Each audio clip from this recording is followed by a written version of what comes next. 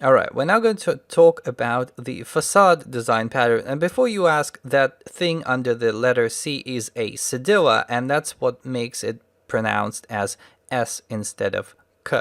So facade is a design pattern which may end up you having to write a Unicode character in some of the identifiers if you want to be 100% correct, because that is what you would need to properly specify the name if you want the name as part of your identifier, which is a bit of a Java way, to be honest. So essentially the facade is all about exposing several components through a single interface, making things convenient for the end user. So let's talk about the motivation. I'm going to use the example of a house here. So essentially a house is a system which tries to balance complexity on the one hand, because to be honest, a house as a building is a fairly complicated system, but on the other hand, it has to have both presentation and usability, which means when I'm buying the house, I'm essentially buying the way the house looks as well as how usable it is for my liking. I'm not trying to measure, the cross-section of the wiring being used in the house necessarily, or any of the details.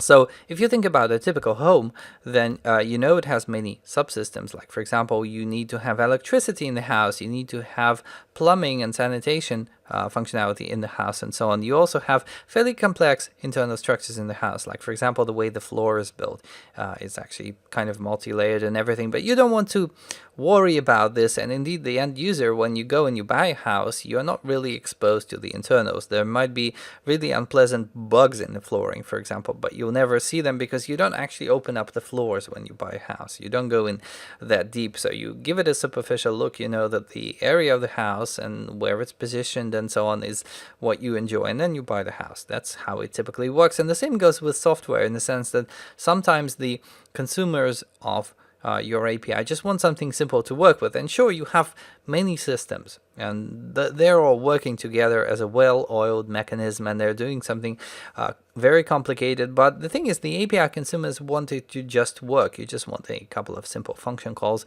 and get the system running.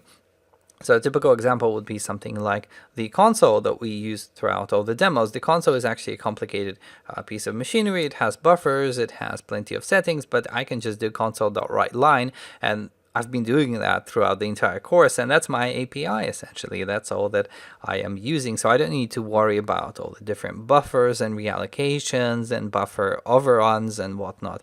So all of this is kind of hidden from me, and I'm just working with a public interface of what's essentially a system, or indeed sets of systems working together.